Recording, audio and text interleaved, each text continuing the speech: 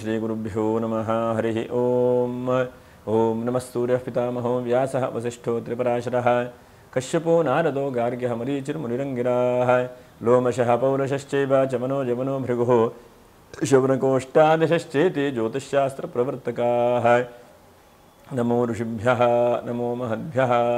ಪ್ರಿಯ ವೀಕ್ಷಕರೇ, ಭಗವಂತ ಶುಭವನ್ನು ಉಂಟು ಮಾಡಲಿ. ಆತ್ಮೀಯರೇ, ವಿಶೇಷವಾಗಿ ನೋಡಿ, ಮಕರ ರಾಶಿಯವರಿಗೆ ಹೇಗಿದೆ ಜುಲೈ ತಿಂಗಳಿನ ಮಾಸ ಭವಿಷ್ಯ ಎಂಬುದನ್ನು ಗಮನಿಸೋಣ. ಯಾಕಂದರೆ ಮಕರ ರಾಶಿ ಒಂದಂತಕ್ಕೆ 7.5 ಶನಿ ನಿಮಗೆ ಮುಗಿದಿದೆ, ನಿಮಗೆ ಗೊತ್ತಿದೆ. ಹಾಗೆ ಇನ್ನು ಧನಸ್ಥಾನದಲ್ಲಿ ರಾಹು, ತೃತೀಯ ರಾಶಿಯಲ್ಲಿ ಶನಿ, ಚತುರ್ಥ ಯಾರೆಲ್ಲ ಪಂಚಮ ರಾಶಿಯಲ್ಲಿ ಶುಕ್ರ, ಹೀಗೆ ಷಷ್ಠ ರಾಶಿಯಲ್ಲಿ ಗುರು, ಸಪ್ತಮ ರಾಶಿಯಲ್ಲಿ ರವಿ ಬುಧರು, ಇನ್ನು ಅಷ್ಟಮ ರಾಶಿಯಲ್ಲಿ ಕುಜ. ಸಪ್ತಮ ರವಿ ಬುಧರೇನೋ ತೊಂದರೆ ಇಲ್ಲ, ಅಷ್ಟಮದಲ್ಲಿ ಕುಜ ಇದ್ದಾನೆ, ಅದಷ್ಟೊಂದು ಶುಭವಾದದ್ದಲ್ಲ. ಇನ್ನು ಹೀಗೆಲ್ಲ ಒಂದು ಗ್ರಹ ಸ್ಥಿತಿ ಇದೆ ನಿಮಗೆ. ಇನ್ನು ನಕ್ಷತ್ರಗಳು ಅಂತಂದರೆ ಉತ್ತರಾಷಾಢ ನಕ್ಷತ್ರ 2, 3, 4ನೇ ಪಾದ, ಶ್ರವಣ ನಕ್ಷತ್ರ 1, 2, 3, 4ನೇ ಪಾದ, ಧನಿಷ್ಠ ನಕ್ಷತ್ರ 1, 2ನೇ ಪಾದವರು. ವಿಡಿಯೋ ಮುಗಿವರೆಗೂ ಕೂಡ ನೀವು ನೋಡ್ತಾ ಇರಿ. ನಕ್ಷತ್ರ ಪರಿಹಾರಗಳು ಏನಿದೆ ಎಂಬುದನ್ನು ತಿಳ್ಕೊಳ್ಳೋಣ. ಹಾಗೆ ನೀವು ಹೇಳುವಂಥದ್ದು ಗೋಚಾರ ಫಲ ಅಂಥೇಳಿ ನಿಮ್ಮ ಜಾತಕದ ಮೇಲೆ, ದಶಾಭುಕ್ತಿಗಳ ಮೇಲೆ ವ್ಯತ್ಯಾಸವೂ ಕೂಡ ಬರಬಹುದು. ನೋಡೋಣ ಏನೇನು ಶುಭವಾದಂಥ ಫಲಗಳು ಎಂಬುದನ್ನು ಗಮನಿಸೋಣ. ಅದರ ಪೂರ್ವದಲ್ಲಿ ನೋಡಿ, ಇದು ಆಷಾಢ ಮಾಸದ ಕೊನೆಯ ಒಂದು ಸಮಯ. 10ನೇ ತಾರೀಕಿಗೆ ಗುರು ಪೂರ್ಣಿಮೆ, ವಿಶೇಷವಾಗಿ ಗುರುಗಳನ್ನು ಪೂಜೆ ಪುನಸ್ಕಾರ ಮಾಡುವಂಥದ್ದು. ಹಾಗೆ 16ನೇ ತಾರೀಕಿಗೆ ಕರ್ಕಾಟಕ ಸಂಕ್ರಾಂತಿ, ದಕ್ಷಿಣಾಯಣ ಪುಣ್ಯಕಾಲವೂ ಕೂಡ ಇದೆ. 17ನೇ ತಾರೀಕಿಗೆ ಚಾಮುಂಡೇಶ್ವರಿ ಜನ್ಮೋತ್ಸವ. ಹಾಗೆ 21ನೇ ತಾರೀಕಿಗೆ ಏಕಾದಶಿ ಇದೆ. 22ಕ್ಕೆ ಮಹಾಪ್ರದೋಷ, 24ಕ್ಕೆ ಜ್ಯೋತಿರ್ಭೀಮೇಶ್ವರ ವ್ರತ. ಹಾಗೆ ಅನಂತರ 28ನೇ ತಾರೀಕಿಗೆ ನಾಗ ಚತುರ್ಥಿ, 29ಕ್ಕೆ ನಾಗರ ಪಂಚಮಿ. ಹೀಗೆಲ್ಲ ಇದೆ, ಅಂದರೆ ಹಬ್ಬ ಹರಿದಿನಗಳೇ ಇದೆ. ಒಟ್ಟಿನಲ್ಲಿ 17ನೇ ತಾರೀಕಿಂದ 24ನೇ ತಾರೀಕಿನವರೆಗೂ ಕೂಡ ಕರ್ಕಾಟಕ ರಾಶಿಯಲ್ಲಿ ರವಿ ಇರ್ತಾನೆ. ಅದು ಅಷ್ಟೊಂದು ಶುಭವಾದದ್ದಲ್ಲ, ಅದಕ್ಕೆ ಮಲಮಾಸ ಅಂಥೇಳಿ ಕರೀತಾರೆ. ಹಾಗೆ ನೀವು ಎಷ್ಟು ಸಾಧ್ಯ ಆಗುತ್ತೋ ಅಷ್ಟು ಮುಂಚಿತವಾಗಿ ಪೂಜೆ ಪುನಸ್ಕಾರಗಳನ್ನು ಮಾಡ್ತಾ ಬನ್ನಿ. ಈ ತಿಂಗಳಲ್ಲಿ ನೋಡಿ, 7ನೇ ತಾರೀಕು ಅನುರಾಧ ನಕ್ಷತ್ರ ಇದೆ, ಒಳ್ಳೆಯ ದಿವಸ ಇದೆ. ಆ ದಿವಸ ಪೂಜೆ ಪುನಸ್ಕಾರಗಳನ್ನು ಮಾಡ್ಕೊಳ್ಳಿ. ಮತ್ತು 14ನೇ ತಾರೀಕಿದೆ, 14ನೇ ತಾರೀಕು ಏನಾದರೂ ಸಾಧ್ಯವಾದ ಮಟ್ಟಿಗೆ ಪೂಜೆ ಪುನಸ್ಕಾರಗಳನ್ನು ಮಾಡ್ಕೊಳ್ಳಿ. ಹೀಗೆಲ್ಲ ಇದೆ. ಮಕರ ರಾಶಿಯವರು ಒಂದು ಹಂತಕ್ಕೆ ಬೆಳಕಿನ ಕಡೆಗೆ ಬಂದಿದ್ದೀರಿ ನೀವು ಅಲ್ವಾ. ಎಷ್ಟೋ ಸಲ ನಾವು ನೋಡ್ತಾ ಇರ್ತೇವೆ, ಕಷ್ಟ, ತೊಂದರೆ, ಸಮಸ್ಯೆಗಳು ಒಂದೇ ಸಲ ಯಾರಿಗೂ ಬಗೆಹರಿಯೋದಿಲ್ಲ. ಓವರ್ ನೈಟು ಇವತ್ತಾಯ್ತಪ್ಪ ನಾಳೆ ಬೆಳಿಗ್ಗೆಯೋ ಏನೋ ಒಂದು ಆಯಿತು ಅಂತ ಆಗೋದಿಲ್ಲ. ಎಲ್ಲ ಅಷ್ಟಷ್ಟಾಗಿ ಹೋಗ್ತದೆ. ಒಂದೇ ಸಲ ಯಾವುದು ನಿಮಗೆ ಶುಭ ಇರಬಹುದು, ಅಶುಭ ಇರಬಹುದು, ಯಾವುದೂ ಕೂಡ ಆಗುವುದಿಲ್ಲ. ಹಾಗಾಗಿ ಒಂದಂತಕ್ಕೆ ನಿಮಗೆ ಆ 7.5 ಶನಿ, ಟೆನ್ಷನ್ನು, ಚಿಂತೆ ಇತ್ಯಾದಿಗಳೆಲ್ಲ ಇತ್ತಲ್ಲ, ಅದರಿಂದ ಸ್ವಲ್ಪ ಬೆಳಕಿಗೆ ಬಂದಿದ್ದೀರಿ ಅಂಥೇಳಿ ನನಗೆ ಅನಿಸ್ತಾ ಇದೆ. ಯಾಕಂದರೆ ನೋಡಿ, ಒಂದು ಹಂತಕ್ಕೆ ಗುರುವಿನ ಬಲ ಇಲ್ಲ, ಆದರೂ ಕೂಡ ತೃತೀಯ ರಾಶಿಯಲ್ಲಿ ಶನಿ, ರಾಶ್ಯಾಧಿಪತಿ ತೃತೀಯಲ್ಲಿರುವಂಥದ್ದು ಒಳ್ಳೆಯದೇ. ಇನ್ನು ಪಂಚಮ ರಾಶಿ ಶುಕ್ರ, ಹಾಗಾಗಿ ಶುಕ್ರನ ಬಲ ಇದೆ ನಿಮಗೆ, ಗುರುಬಲ ಇಲ್ಲದೆ ಇದ್ದರೂ ಕೂಡ. ಶುಕ್ರನ ಬಲ, ಗುರುವಿನ ಬಲ ಅಥವಾ ಕುಜನ ಬಲ, ಮೂರಲ್ಲಿ ಯಾವುದರ ಒಂದು ಬಲ ಇರಬೇಕು. ಯಾಕಂದರೆ ಕುಜನು ಅಷ್ಟಮದಲ್ಲಿದ್ದಾನೆ, ನಿಮಗೇನೂ ಹೆಚ್ಚಿನದಾದಂಥ ಲಾಭ ಕೊಡಲಿಕ್ಕಿಲ್ಲ. ಶುಕ್ರವನ್ನು ಒಂದು ಹಂತಕ್ಕೆ ಲಾಭಾಂಶಗಳನ್ನು ಕೊಡಬಹುದು. ಮತ್ತು ಗುರುವು ಕೂಡ 12ನೇ ರಾಶಿಯನ್ನು ಗುರು ನೋಡಲ್ಪಟ್ಟಿದ್ದಾನೆ. ಹಾಗಾಗಿ ಒಂದು ಒಳ್ಳೆಯದಕ್ಕೆ ಖರ್ಚಾಗಬಹುದು, ಒಳ್ಳೆಯದಕ್ಕೋಸ್ಕರ ಏನಾದರೂ ಒಂದು ಪ್ರಯತ್ನಗಳಾಗಬಹುದು. ಫಸ್ಟ್ ನೋಡೋಣ, ನಿಮ್ಮ ಆರೋಗ್ಯ ನೋಡ್ಕೊಳ್ಳೋಣ. ಆರೋಗ್ಯದಲ್ಲಿ ತಕ್ಕ ಮಟ್ಟಿಗೆ ಅಭಿವೃದ್ಧಿ ಆಗ್ತಾ ಇದೆ. ಕೈಕಾಲು ನೋವು, ಸೊಂಟ ನೋವು, ಸುಸ್ತಾಗುವಂಥದ್ದು ಇದೆಲ್ಲ ಸ್ವಲ್ಪ ಒಳ್ಳೆ ರೀತಿಯಾಗಿ ಆಗ್ತಾ ಇದೆ ನಿಮಗೆ. ಅಂದರೆ ಡೆವಲಪ್ ಆಗ್ತಾ ಇದೆ ಹೇಳಬೇಕು ನಿಮಗೆ. ಎಷ್ಟೋ ಸಲ ನಾವು ಅಂದ್ಕೊಳ್ತೇವೆ ಆರೋಗ್ಯದಲ್ಲಿ ಅನುಕೂಲ ಇಲ್ಲ, ಅಥವಾ ಆರೋಗ್ಯದಲ್ಲಿ ಏನೂ ಉತ್ತಮವಾದಂತಹ ಫಲಿತಾಂಶ ಆಗ್ತಾ ಇಲ್ಲ ಹೇಳೋದು ಅಂದ್ಕೊಳ್ತೇವೆ. ಆದರೆ ಆರೋಗ್ಯದಲ್ಲಿ ಒಳ್ಳೆ ರೀತಿಯಾದಂಥ ಅನುಕೂಲತೆಗಳನ್ನೇ ನೀವು ಈ ತಿಂಗಳಲ್ಲಿ ಕಾಣಬಹುದು, ಡೆವಲಪ್ ಆಗಬಹುದು.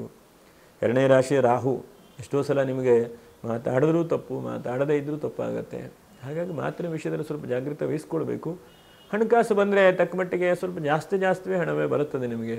ಯಾಕಂದರೆ ಹಿಂದೆಲ್ಲ ನೋಡ್ಲಿಕ್ಕೆ ಹೋದರೆ 1 ರೂಪಾಯಿ ಎಣಿಸುವಂತಹ ಪ್ರಯತ್ನ ಆಗೋಯಿತು. ಎಷ್ಟು ಆಗರ್ಭ ಶ್ರೀಮಂತರಾದಂಥವರು ಏನೂ ಇಲ್ಲ, 7.5 ಶನಿ ಬಂದಾಗ ಒದ್ದಾಟ ಎಲ್ಲ ಕಳ್ಕೊಂಡಿದ್ದೇನೆ.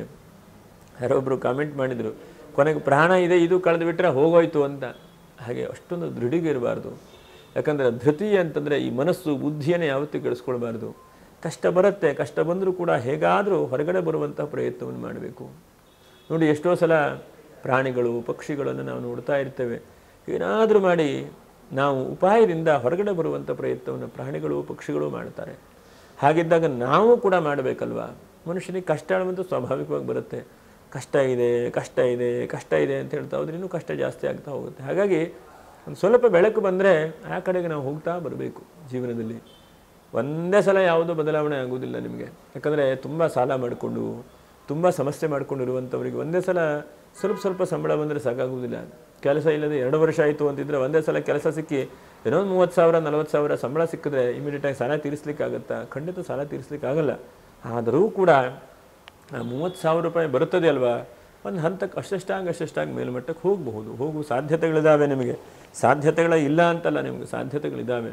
ಯಾಕಂದರೆ ಮೃಗಶ್ಚನಕ್ರೋ ಮೃಕರೋ ಮೃಗಾಸ್ಯ ದೋಕುಂಭಮೀನವು ನಿಜನಾಮವಾಚ್ಯವು ಅಂತ ಗ್ರಂಥಗಳಲ್ಲಿ ಹೇಳ್ತಾರೆ. ಮಕರ ಲಗ್ನ ಅಂತಂದರೆ ಹಠ ಹಿಡಿದು ಮಾಡುವಂತಹ ಒಂದು ಛಲ ಇರುವಂತಹದ್ದು. ಆ ಛಲವೇ ಇಲ್ಲ, ಹಠವೇ ಇಲ್ಲ ಅಂತಂದರೆ ಏನು ಮಾಡಲಿಕ್ಕಾಗಲ್ಲ. ನಿಮ್ಮಲ್ಲಿ ಹಠ ಮತ್ತು ಛಲ ಎರಡೂ ಕೂಡ ಇದೆ. ಛಲದಂಕ ಮಲ್ಲ ಎಂದರೆ ಏನಾದರೂ ಸಾಧಿಸ್ತೀರಿ, ಆಗತ್ತೆ ಹೇಳುವಂಥದ್ದಿದೆ. ಆದರೆ ಯಾವುದೋ ಒಂದು ದುಸ್ವಪ್ನ ಕಂಡು ಹೋಯಿತು, ಏನು ಮಾಡಬೇಕಪ್ಪ? ಅಥವಾ ಹೋಗುವಾಗ ಯಾವುದೋ ಒಂದು ಶಕುನ ಸರಿಯಾಗಲಿಲ್ಲ, ಏನು ಮಾಡಬೇಕಪ್ಪ? ಇಂಥದ್ದೆಲ್ಲ ಚಿಂತೆ ಮಾಡಬಾರದು. ನಾವು ಆ ಕೆಲಸದ ಬಗ್ಗೆ ಪ್ರಯತ್ನ ಮಾಡ್ತಾ ಇರಬೇಕು. ಯಾಕಂದರೆ ಅಟ್ಲೀಸ್ಟ್ ಒಂದು ಅನುಭವ ಆದರೂ ಬರುತ್ತೆ. ಒಂದು ಬಿಸ್ನೆಸ್ಸನ್ನು ಮಾಡಬೇಕು ಅಂತಂದರೆ ಬಿಸ್ನೆಸ್ಸನ್ನು ಮಾಡೋರ ಜೊತೆಗೆ ಹೋಗಬೇಕು. ಯಾಕಂದರೆ ಅದರಿಂದ ನಮಗೆ ತಿಳುವಳಿಕೆ ಬರುತ್ತೆ. ಅದರಲ್ಲಿ ಲಾಭಾಂಶ ಸಿಗದೇ ಇರಬಹುದು, ಅಥವಾ ನಮ್ಮ ಸಮಯ ವೇಸ್ಟ್ ಆಗ್ಬೋದು, ಎಲ್ಲವೂ ಕೂಡ ಇದ್ದರೆ. ಅದಕ್ಕೆ ನೋಡಿ, ಇವತ್ತಿನ ದಿವಸ ದೊಡ್ಡ ದೊಡ್ಡ ಬಿಸ್ನೆಸ್ ಮ್ಯಾನ್ ಆದಂಥವ್ರು ಬೇರೆ ಜೊತೆಗೆ ಹೋಗ್ತಾರೆ. 1 ವರ್ಷ 3 ವರ್ಷ 6 ವರ್ಷ ಕೆಲಸ ಮಾಡ್ತಾರೆ. ಕೊನೆಗೆ ಸ್ವಂತವಾಗಿ ಅದನ್ನು ಬಿಸ್ನೆಸ್ಸನ್ನು ಸ್ಟಾರ್ಟ್ ಮಾಡ್ತಾರೆ. ಏನು ಅಂತೇಳಿ ತಿಳುವಳಿಕೆ ಇಲ್ಲದೆ ಇದ್ದಾಗ ನಾವು ಬಿಸ್ನೆಸ್ಸಿಗೂ ಲಾಸ್ ಆಗ್ತೇವೆ. ಮಕರ ರಾಶಿಯವರ ಕಥೆಯೂ ಕೂಡ ಹಾಗೆ ಆಗಿದೆ. ಅನಂತರದಲ್ಲಿ ಮುಂದೆ ನಾವು ಯೋಚನೆ ಮಾಡ್ತಾ ಹೋದರೆ ನೋಡಿ, ಶುಕ್ರನಿಂದ ನಾವು ಚಿಂತನೆ ಮಾಡೋಣ. ನೆಕ್ಸ್ಟು ಶುಕ್ರ ಪಂಚಮದ ರಾಶಿ ಕೂತ್ಕೊಂಡಿದ್ದಾನೆ. ಇದು ಬಹಳ ಒಳ್ಳೆಯದಾದಂಥದ್ದು. ಅವನು ಕೂಡ ಕುಜನ ರಾಶಿಯಲ್ಲಿ ಕೂತಿದ್ದಾನೆ. ಒಂದೇನಾದ್ರು ಕಾನೂನಿನ ಸಂಬಂಧವಾದಂಥ ತೊಂದರೆಗಳಿದ್ದರೆ ಸ್ವಲ್ಪ ಪರಿಹಾರ ಆಗುವಂಥ ಸಾಧ್ಯತೆಗಳು, ಕೋರ್ಟು ಕಚೇರಿ ಅಥವಾ ಡೈವರ್ಸು ಅದು ಇದೆಲ್ಲ ಒದ್ದಾಟ ಇದ್ದರೆ ಸ್ವಲ್ಪ ಬದಲಾವಣೆ ಆಗುವಂಥ ಸಾಧ್ಯತೆಗಳಾಗುತ್ತೆ. ಎಷ್ಟೋ ಸಲ ಕಾನೂನು ರೀತಿಯಲ್ಲಿ ಅನುಕೂಲವೇ ಇಲ್ಲ, ಎಲ್ಲ ಒದ್ದಾಟ ಕಿರಿಕಿರಿ ಆಗ್ತಾ ಇರುತ್ತೆ. ಅದು ಸ್ವಲ್ಪ ಬದಲಾವಣೆ ಆಗುವಂಥ ಸಾಧ್ಯತೆಗಳು. ಮತ್ತು ಮನೆಯಲ್ಲಿ ಮಂಗಲಕರ ವಾತಾವರಣಗಳು, ಮನೆಯಲ್ಲಿ ಏನೋ ಸಂತಾನ ಆಗದೇ ಇದ್ದವರಿಗೆ ಸಂತಾನದ ಒಂದು ಶುಭವಾದಂಥ ಸೂಚನೆ ಆಗುವಂಥದ್ದು, ಅಥವಾ ಮದುವೆಗೆ ಹತ್ತಿರ ಬಂದು ಏನೋ ಡೇಟೇ ಫಿಕ್ಸ್ ಆಗ್ತಾ ಇಲ್ಲ, ನಾನು ತಿಳಿಸ್ತೇನೆ ಅಂತೇಳಿ ಹೇಳಿದ್ದಾರೆ, ಇಂಥವರಿಗೆ ಯಾವುದೋ ಒಂದು ಡೇಟ್ ಗುರುತು ಹಾಕುವಂಥದ್ದು, ಅಂದರೆ ಮುಂದೆ ಹೋಗುವಂಥ ಸಾಧ್ಯತೆಗಳಾಗುವಂಥದ್ದು. ಮತ್ತು ಶುಕ್ರನು ಮನೆಯಲ್ಲಿ ಒಂದು ಶಾಂತಿ ಸಮೃದ್ಧಿಯೇ ಇಲ್ಲ, ಖುಷಿಯೇ ಇಲ್ಲ ಅಂತಿದ್ರೆ ಆ ಶುಕ್ರನ ಒಂದ ತಕ್ಷಣವೇ ಖುಷಿ ಕೊಡ್ತಾನೆ. ಯಾವಾಗೂ ಕೂಡ ಪಂಚಮ ರಾಶಿಯ ಶುಕ್ರನು ನಿಮಗೆ ಖುಷಿಯನ್ನು ಕೊಡ್ತಾನೆ. ಖುಷಿ ಯಾವ್ಯಾವುದಲ್ಲಿ ಬರಬಹುದು? ಒಂದು ಸ್ವಲ್ಪ ಹೊರಗಡೆ ಓಡಾಡ್ಕೊಂಬರಬಹುದು. ಎರಡನೇದಾಗಿ ಸ್ವಲ್ಪ ಜಾಬಿಗೆ ಸ್ವಲ್ಪ ದುಡ್ಡು ಬರಬಹುದು ಈ ತಿಂಗಳಲ್ಲಿ. ದುಡ್ಡೇ ಇಲ್ಲ ಅಂತ ಒದ್ದಾಡ್ತಾ ಇದ್ದಂಥವರಿಗೆ ಸ್ವಲ್ಪ ದುಡ್ಡು ಬರಬಹುದು ಈ ತಿಂಗಳಲ್ಲಿ. ಹಾಗಾಗಿ ಹಣಕಾಸಿನ ವಿಷಯದಲ್ಲಿ ಲಕ್ಷ್ಮೀನಾರಾಯಣ ದೇವರ ಅನುಗ್ರಹ ಆಗಬಹುದು. ಯಾವಾಗ ಶುಕ್ರನು ಬಹಳ ಉತ್ತಮವಾದಂಥ ಫಲ ಕೊಡಲಿಕ್ಕೆ ಸಾಮರ್ಥ್ಯ ಕೊಡ್ತಾನೋ ಆವಾಗ ನಿಮಗೆ ಮುಖ್ಯವಾದಂಥದ್ದು ಇವತ್ತಿನ ಜೀವನಕ್ಕೆ ಹಣಕಾಸು ಬೇಕಾಗಿದೆ. ಹಾಗಂತ ಹಣಕಾಸನ್ನು ಶುಕ್ರ ಕೊಡ್ತಾನೆ. ಅನಂತರದಲ್ಲಿ ತೃತೀಯ ಶನಿ ನೋಡಿ, ಶನಿ ಸ್ವಲ್ಪ ತೃತೀಯದಲ್ಲಿದ್ದಾನೆ. ಹಾಗಾಗಿ ವಿಕ್ರಮವನ್ನು ಜಾಸ್ತಿ ಮಾಡ್ತಾ ಇದ್ದಾನೆ. ನಿಮ್ಮಲ್ಲಿರುವಂತಹದ್ದನ್ನೇ ಬೆಳೆಸ್ತಾ ಇದ್ದಾನೆ, ನಿಮ್ಮಲ್ಲಿರುವಂತಹದ್ದನ್ನೇ ಅಭಿವೃದ್ಧಿ ಮಾಡ್ತಾ ಇದ್ದಾನೆ. ಗುರು ಅಂತಹ ಅನುಕೂಲ ಕೊಡದೇ ಇರಬಹುದು. ಯಾಕಂದರೆ ಗುರು ನಿಮಗೆ ಒಂದಂತಕ್ಕೆ 12ನೇ ರಾಶಿಗೆ ದೃಷ್ಟಿ ಇದೆ. ಹಾಗಾಗಿ ಗುರು ನಿಮಗೆ ಒಳ್ಳೆಯದಕ್ಕೆ ಖರ್ಚು ಮಾಡುವಂಥದ್ದು, ದೇವತಾ ಪ್ರಾರ್ಥನೆ ಮಾಡುವಂಥದ್ದು, ದೇವಸ್ಥಾನಕ್ಕೆ ಹೋಗುವಂಥದ್ದು, ದರ್ಶನ ಮಾಡುವಂಥದ್ದೆಲ್ಲ ಮಾಡಬಹುದು ಗುರು. ಅಂದರೆ ಖರ್ಚೇನು ಮಾಡಿದ್ರೂ ಕೂಡ ಒಳ್ಳೆಯದಕ್ಕೆ ಆಗುತ್ತೆ. ಇವತ್ತು ನಾವು ದೇವಸ್ಥಾನಕ್ಕೆ ಹೋಗಿ ಒಂದು 3 ಪ್ರದಕ್ಷಿಣೆ ಮಾಡುವಂಥ ತಕ್ಷಣ ನಾಳೆ ಬೆಳಗ್ಗೆನೇನೋ ಬದಲಾವಣೆ ಆಗಬೇಕು ಅಂದರೆ ನಮ್ಮಷ್ಟೊಂದು ದೊಡ್ಡದಾದಂಥ ಪ್ರಾರಬ್ಧ ಕರ್ಮಗಳೆಲ್ಲ ಬದಲಾವಣೆ ಆಗೋದಿಲ್ಲ. ಹಾಗಾಗಿ ನಾವು ಮಾಡುವಂಥ ಕೆಲಸ ಒಳ್ಳೆಯ ಕೆಲಸಕ್ಕೆ ಒಳ್ಳೆಯ ಫಲ ಇದ್ದೇ ಇದೆ. ಅದು ಶಾಸ್ತ್ರವಿಹಿತವಾದಂಥದ್ದು. ಇವತ್ತು ನೀವು ಒಳ್ಳೆಯ ಕೆಲಸ ಮಾಡಿದಿರಿ, ಅಥವಾ ದೇವತಾ ನಾಮಸ್ಮರಣೆ ಮಾಡಿದಿರಿ, ಅಥವಾ ಇನ್ನೊಬ್ಬರಿಗೆ ಪರೋಪಕಾರ ಮಾಡಿದಿರಿ ಅಂತಂದರೆ ಅದು ಈ ಕ್ಷಣಕ್ಕೆ ಆಗದೇ ಇರಬಹುದು ನಮಗೆ. ಆದರೆ ಕಾಲಾನಂತರದಲ್ಲಾರು ಒಳ್ಳೆಯ ಫಲ ಕೊಡ್ತದೆ. ಅದು ಕರ್ಮ ಬೀಜರೂಪವಾದಂಥದ್ದು. ಅದನ್ನು ನಾವು ಬಿತ್ತಿದಾಗ ಅದರಿಂದ ಒಳ್ಳೆಯ ಫಲವು ಸುಕೃತೇ ದುಷ್ಕೃತೇ ಚೈವ ಎಂಬುದಾಗಿ ಹೇಳಿದ್ದಾರೆ. ಒಳ್ಳೆಯ ಫಲ ಇರ್ಬೋದು, ಕೆಟ್ಟ ಫಲ ಇರ್ಬೋದು, ಫಲ ಆಗಲೇಬೇಕು. ಹಾಗಾಗಿ ಎಷ್ಟೋ ಸಲ ಮಕರ ರಾಶಿಯವರು ಬಹಳ ಜನರನ್ನು ಕಾಮೆಂಟ್ ಹಾಕುವುದನ್ನು ನೋಡಿದ್ದೇನೆ. ಕಷ್ಟ ಇದ್ದಾಗ ದೇವರು ಪೂಜೆ ಮಾಡಿದರೂ ಪ್ರಯೋಜನ ಇಲ್ಲ, ಏನೇ ಮಾಡಿದರೂ ಪ್ರಯೋಜನ ಇಲ್ಲ ಅಂತ ಅಂದ್ಕೊಳ್ತಾರೆ. ಖಂಡಿತ ನಾವು ಹಾಗೆ ಆ ಮನಸ್ಸಿನ ಭಾವನೆ ಮಾಡ್ಕೊಳ್ಬಾರದು. ಆ ಭಗವಂತನನ್ನು ಶ್ರದ್ಧೆಯಿಂದ ಭಕ್ತಿಯಿಂದ ನಂಬಿ ಕೆಲಸವನ್ನು ಮಾಡಬೇಕು. ನಂಬಿ ಕೆಟ್ಟವರಿಲ್ಲ, ಆ ದೇವರನ್ನು ನಂಬಿ ಪ್ರಯತ್ನ ಮಾಡಿ ಅದರಿಂದ ಒಂದು ಒಳ್ಳೆಯ ರೀತಿಯಾದಂಥ ರಿಸಲ್ಟ್ ತರಬೇಕು. ನಾವು ನಂಬಲೇ ಇಲ್ಲ, ಒಳ್ಳೆಯ ಕೆಲಸನೇ ಮಾಡಿಲ್ಲ, ಅಥವಾ ಅನುಕೂಲವೇ ಆಗಿಲ್ಲ ಅಂದರೆ ಏನು ತಾನೇ ಮಾಡಲಿಕ್ಕಾಗುತ್ತೆ. ಹಾಗಾಗಿ ನಂಬಿಕೆಯನ್ನು ಬಹಳ ಮುಖ್ಯವಾದಂಥದ್ದು. ತಾಯಿಯ ಹಾಗೆ ನಂಬಿಕೆ ಹೇಳುವಂಥದ್ದು. ಅನಂತರ ಒಂದು 5 ವಿಷಯದಲ್ಲಿ ಸ್ವಲ್ಪ ಜಾಗ್ರತೆ ವಹಿಸ್ಕೊಳ್ಳಿ. ಒಂದನೇದಾಗಿ ಕುಜನಿಂದ ಚಿಂತನೆ ಮಾಡಬೇಕು. ಸ್ವಲ್ಪ ನೀವು ಬಿಸ್ನೆಸ್ ಮಾಡ್ತಾ ಇದ್ದೀರಿ, ಅದನ್ನು ಸ್ವಲ್ಪ ನೋಡ್ಕೊಂಡು ಮಾಡಿ ಅಂತೇಳಿ ಹೇಳ್ತಾನೆ. ಒಂದು ಸಣ್ಣ ಪುಟ್ಟ ರಿಯಲ್ ಎಸ್ಟೇಟ್ ಉದ್ಯಮಗಳಿರಬಹುದು, ಅಥವಾ ಭೂಮಿ ವ್ಯಾಪಾರ ವ್ಯವಹಾರ ಮಾಡೋರು ಸ್ವಲ್ಪ ಈ ತಿಂಗಳಲ್ಲಿ ಸ್ವಲ್ಪ ಜಾಗ್ರತೆ, ಸ್ವಲ್ಪ ಗಾಬರಿ ಮಾಡ್ಕೊಳ್ಳಿಕ್ಕೆ ಹೋಗಬೇಡಿ. ಮತ್ತು ತಂದೆ ತಾಯಿಯವರ ಆರೋಗ್ಯದ ವಿಷಯದಲ್ಲೂ ಸ್ವಲ್ಪ ಜಾಗ್ರತೆ. ತಂದೆ ತಾಯಿಯವರಿಗೆ ಆರೋಗ್ಯಕ್ಕೆ ಸ್ವಲ್ಪ ಕಿರಿಕಿರಿ ಆಗೋದು, ಚಿಂತೆ ಆಗೋದು ಹಾಗೆಲ್ಲ ಬರಬಹುದು. ನಿಮಗೆ ಆರೋಗ್ಯದ ವಿಷಯದಲ್ಲಿ ಜಾಗ್ರತೆ ವಹಿಸ್ಕೊಳ್ಬೇಕು. ಹಾಗೆ 4ನೇದಾಗಿ ನೀರಿನ ವಿಷಯದಲ್ಲಿ ಜಾಗ್ರತೆ. ಬೇರೆ ಒಂದು ನೀರನ್ನು ದಾಟಿ ಹೋಗುವಾಗ ಅಥವಾ ದೋಣಿಯಲ್ಲಿ ಪ್ರಯಾಣ ಮಾಡುವಾಗ ಅಥವಾ ನೀರಲ್ಲಿ ಏನೋ ಒಂದು ಕೆಲಸ ಮಾಡುವಾಗ ಅಥವಾ ನೀರು ಮನೆ ಟ್ಯಾಂಕ್ ತೊಳಿತಾರೆ ಅಂತ ಇಟ್ಕೊಳ್ಳಿ, ಅದನ್ನು ಟ್ಯಾಂಕನ್ನು ತೊಳಿಲಿಕ್ಕೆ ಹತ್ತಿದೆ ಅಲ್ಲ ಬಿದ್ದಿದ್ದು ಹೋಗೋದು, ಹೀಗಾಗುತ್ತೆ. ನೀರಿನ ವಿಷಯದಲ್ಲಿ ತುಂಬ ಜಾಗ್ರತೆ ವಹಿಸ್ಕೊಳ್ಬೇಕು. ಇದಿಷ್ಟು ನೀವು ಮಕರ ರಾಶಿಯವರು ಯೋಚನೆ ಮಾಡ್ತಾ ಬಂದರೆ ಮಿಕ್ಕಿರುವಂಥದ್ದೆಲ್ಲ ಶುಭವಾಗಿದೆ. ನಕ್ಷತ್ರ ಪರಿಹಾರಗಳೇನು? ಉತ್ತರಾಷಾಢ ನಕ್ಷತ್ರ, ನೀವು ಪ್ರತಿ ದಿವಸವೂ ಕೂಡ ತುಳಸಿಯನ್ನು ಪ್ರಾರ್ಥನೆ ಮಾಡ್ಕೊಂಡು ಹೋಗಿ.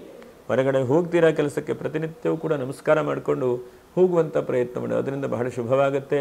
ಇನ್ನು ಶ್ರವಣ ನಕ್ಷತ್ರ, ಶ್ರವಣ ನಕ್ಷತ್ರದವರು ಪ್ರತಿ ದಿವಸ ನೀವು ಮನೆಯಿಂದ ಹೊರಗಡೆ ಹೋಗುವಾಗ ಒಂದು ದೇವರಿಗೆ ಇಡಿಸಿದಂತಹ ಕುಂಕುಮ ಹಚ್ಕೊಳ್ಳುವಂಥದ್ದು ಅಥವಾ ದೇವರ ಪ್ರಸಾದವನ್ನು ತಲೆ ಮೇಲೆ ಇಟ್ಕೊಳ್ಳುವಂಥದ್ದು ಅಥವಾ ವಿಭೂತಿ ಹಚ್ಕೊಳ್ಳುವಂಥದ್ದು, ಏನು ಭಗವಂತನನ್ನು ಏನಾದರೂ ತೀರ್ಥ ಪ್ರಸಾದ ಇತ್ಯಾದಿಗಳನ್ನು ಏನೂ ಆಗಲಿಲ್ವಾ, ನಿಮಗೆ ಕಷ್ಟ ಆಗ್ತದೆ, ದೇವರಿಗೆ ಹಾಕದಂತಹ ಕುಂಕುಮವನ್ನು ಜೋಬಲ್ಲಿ ಇಟ್ಕೊಂಡು ಹೋಗಿ. ಹೀಗಾದರೂ ಮಾಡಿ. ಆ ಗುರುಗಳು ಭಗವಂತ ರಕ್ಷಣೆ ಮಾಡ್ತಾರೆ. ಸಾಧ್ಯವಾದ ಮಟ್ಟಿಗೆ ಗುರು ನಾಮಸ್ಮರಣೆ ಮಾಡ್ತಾ ಬನ್ನಿ. ಇನ್ನು ಧನಿಷ್ಠಾ ನಕ್ಷತ್ರ, ಧನಿಷ್ಠಾ ನಕ್ಷತ್ರದವರಿಗೂ ಒಂದು ಹಂತಕ್ಕೆ ಕಷ್ಟ ಇದೆ. ಆದರೂ ಕೂಡ ಒಂದು ಸ್ವಲ್ಪ ಬೆಳಗ್ಗೆಯನ್ನು ಮಧ್ಯಾಹ್ನವರೆಗೆ ಚೆನ್ನಾಗಿರ್ತೀರಿ. ಸಂಜೆ ಆಗ್ತಾ ಬಂದಂತೆ ಸೂರ್ಯ ಅಸ್ತಮಾನವಾಗಿ ಬರ್ತಾ ಬಂದಂತೆ ಡಿಸ್ಟರ್ಬ್ ಆಗಿಬಿಡ್ತೀರಿ ನೀವು. ಹಾಗಾಗಿ ಅದೆಲ್ಲ ಹೋಗಬೇಕು ಅಂತಂದರೆ ನೀವು ಬಹಳ ಮುಖ್ಯವಾಗಿ ಮಾಡಬೇಕಾದಂಥದ್ದು ಏನಪ್ಪ ಅಂತಂದರೆ ಗುರುನಾಮಸ್ಮರಣೆಯ ಜೊತೆಗೆ ನೀವು ಆದಷ್ಟು ಮೆಡಿಟೇಷನ್ ಮಾಡ್ತಾ ಬನ್ನಿ, ಧ್ಯಾನ ಯೋಗವನ್ನು ಮಾಡ್ತಾ ಬನ್ನಿ, ನಿಮ್ಮ ಮನಸ್ಸನ್ನು ಜಾಗೃತ ಮಾಡ್ತಾ ಬನ್ನಿ. ಇಲ್ಲ ನನಗೆ ಅನುಕೂಲ ಆಗುತ್ತೆ, ನನಗೆ ಭಗವಂತ ಇಷ್ಟನ್ನು ಅನುಗ್ರಹ ಮಾಡಿದ್ದಾನೆ, ಕಣ್ಣು ಕೈಕಾಲನ್ನು ಬಹಳ ಚೆನ್ನಾಗಿ ಕೊಟ್ಟಿದ್ದಾನೆ, ಎಲ್ಲರಿಗೂ ಕೊಟ್ಟಿದ್ದಾನೆ ಭಗವಂತ, ನಾವು ಅಂದ್ಕೊಳ್ತೇವೆ ನಮ್ಮ ಹತ್ರ ಏನೂ ಆಗೋದಿಲ್ಲ ಅಂತ ಅಂದ್ಕೊಂಡ್ಬಿಡ್ತೇವೆ ಅಲ್ವಾ. ನಾವು ಯಾವತ್ತೂ ಒಂದು 10 ನಿಮಿಷ ಕಣ್ಣು ಮುಚ್ಕೊಂಡು ನೋಡಬೇಕು, ಕಣ್ಣು ಇಲ್ಲದೇ ಇದ್ದವರಿಗೆ ಎಷ್ಟು ಕಷ್ಟ ಅಂಥೇಳಿ. ಸುಂದರವಾದಂಥ ಶರೀರವನ್ನು, ಸುದೃಢವಾದಂಥ ಕೈಕಾಲನ್ನು ಭಗವಂತ ದಯಪಾಲಿಸಿದ್ದಾನೆ ನಮಗೆ ಅಲ್ವಾ. ಹಾಗಾಗಿ ನಾವು ಇಲ್ಲ ಹಾಗೆಲ್ಲ ಹೇಳೋದನ್ನು ಫಸ್ಟು ಸೈಡಿಗೆ ಇಟ್ಟುಬಿಡಬೇಕು. ಎಲ್ಲ ಭಗವಂತ ಅನುಗ್ರಹ ಮಾಡ್ತಾನೆ. ಹಾಗೆ ಆ ದೈವಾನುಗ್ರಹದಿಂದ ಶುಭವಾಗಲಿ. ಮರೆಯದೇ ಇದ್ದ ಹಾಗೆ 10ನೇ ತಾರೀಕು ಗುರುಪೂರ್ಣಿಮೆ ಇದೆ. ಗುರುಗಳನ್ನು ಆರಾಧನೆ ಮಾಡಲಿಕ್ಕೆ ಮರೆಬೇಡಿ. ಆ ಗುರುಗಳಿಗೆಲ್ಲರೂ ಕೂಡ ಮೊರೆ ಹೋಗೋಣ. ಭಗವಾನ್ ಸದ್ಗುರು ಶ್ರೀಧರ ಸ್ವಾಮಿಗಳು ಎಲ್ಲರಿಗೂ ಕೂಡ ಮಂಗಲವನ್ನು ಉಂಟು ಮಾಡಲಿ ಅಂಥೇಳಿ ಎಲ್ಲರ ಪರವಾಗಿ ನಾನು ಗುರುಗಳಲ್ಲಿ ಭಕ್ತಿಯಿಂದ ಪ್ರಾರ್ಥನೆ ಮಾಡಿಕೊಳ್ತೇನೆ. ನಮಃ ಶಾಂತಾಯ ದಿವ್ಯಾಯ ಸತ್ಯಧರ್ಮಸ್ವರೂಪಿಣೇ ಸ್ವಾನಂದಾಮೃತತೃಪ್ತಾಯ ಶ್ರೀಧರಾಯ ನಮೋ ನಮಃ. ಭಗವಾನ್ ಸದ್ಗುರು ಶ್ರೀ ಶ್ರೀಧರ ಸ್ವಾಮಿ ಮಹಾರಾಜ ಕೀ ಜೈ. ಅವಧೂತ ಚಿಂತನ ಶ್ರೀ ಗುರುದೇವ ದತ್ತ. ನಮಸ್ಕಾರ.